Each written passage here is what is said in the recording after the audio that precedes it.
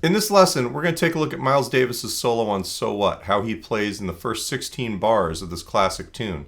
He's playing over just a D minor chord. This is the beginning of modal jazz, and what he does to keep it interesting is what we're going to look at in terms of playing strategically, essentially.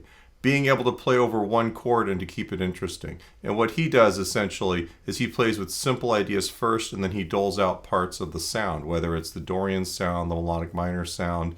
He superimposes triads. He does a lot of stuff. We're only going to look at the bits he does in the first 16 bars, but it's really a great place to start with this kind of thought process for soloing.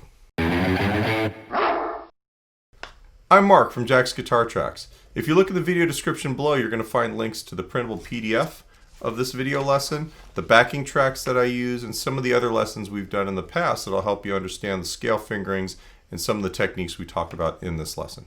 Last but not least, don't forget to subscribe and hit the like button. If you enjoy this, we do lessons every week. We have backing tracks, and we do the occasional gear demo here on the channel.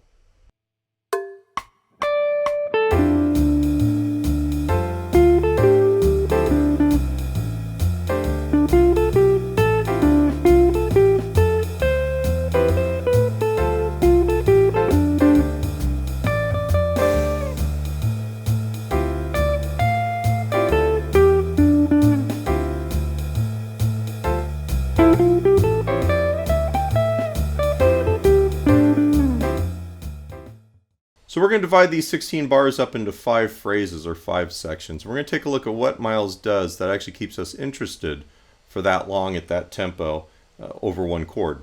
The first phrase is just the pickup note phrase. And what he's doing there is he's just playing root 5 root. It's a power chord, just like guitar players.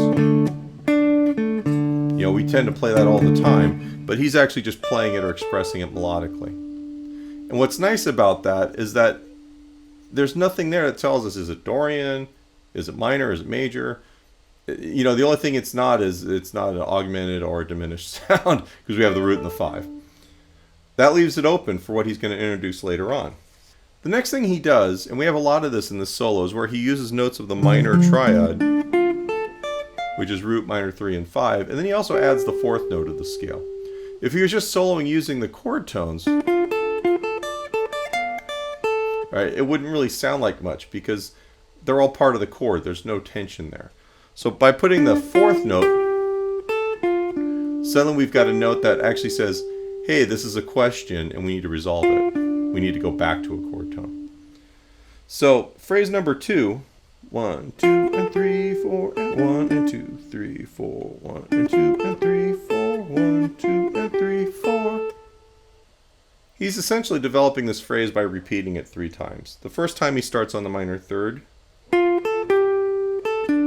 he sits on that 4 for a second there. And then he starts the next 2 times on the root, but he starts on the and of 1, and then the next time he starts on the downbeat of 1. That rhythmic displacement is great. It's really cool, and that's part of what he does to create interest and texture. If he just went, you know, that wouldn't really work melodically, but this actually keeps our interest because he's taking an idea and then he's playing with it. The third phrase, this is where we actually start hearing the scale.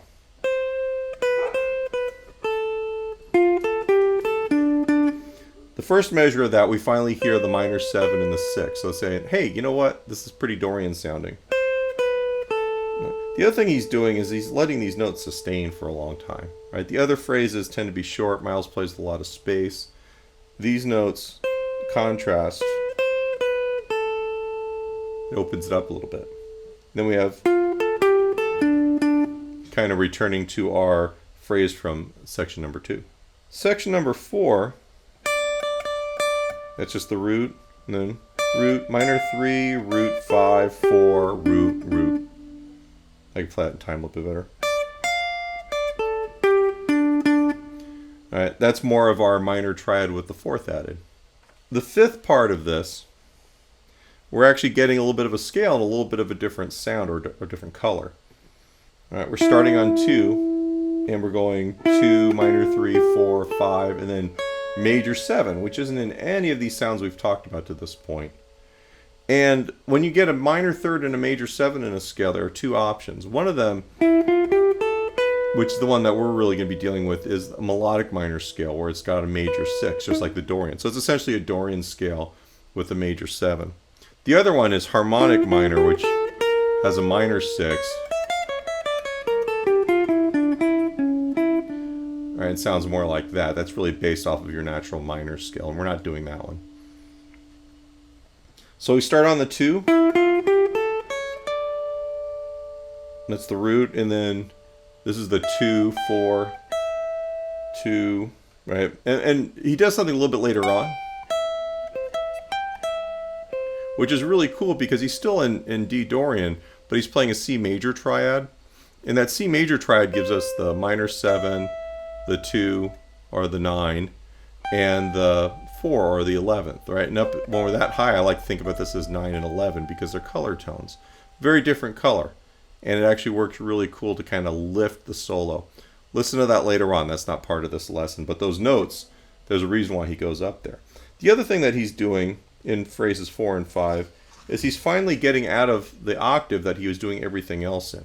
Yet another element that you can use to actually make your solo move forward a little bit. All right, so we have this. And then we're on root, minor 3, 5, 4. And then the root right there. All right, so essentially you got your minor triad with the 4, but he's also adding the 7, so it's like the minor 7 chord. In this lesson, we just pulled apart a few bars of what Miles is doing in order to actually make something simple sound interesting for a longer stretch of time. I love this idea where we can break a sound down into smaller groupings of notes and apply those over the course of whatever we're playing. If you slowly dole out these sounds, you're always going to have something new to say. Besides adding in notes of the scale, he also does other things, like he actually varies up his phrasing, where he's playing short notes with some open space and rests, or he's letting certain notes last longer and more sustaining. So he's playing with that part of it. He plays with register, which octave he's playing in. So take a whack at learning this, seeing what he does, and then apply each of these ideas or devices to your own soloing in whatever context you play. It doesn't have to be jazz. I use this stuff a lot in my rock and blues playing too.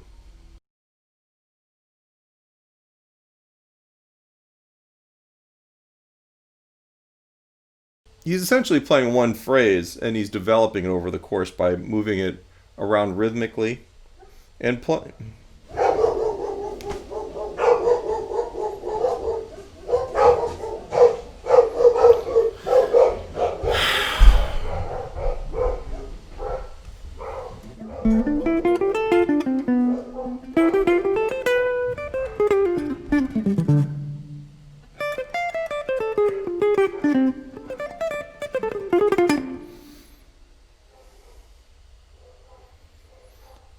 He's essentially playing one phrase, but he's developing it by starting the first part on beat 2, giving a little bit of space, and then he repeats it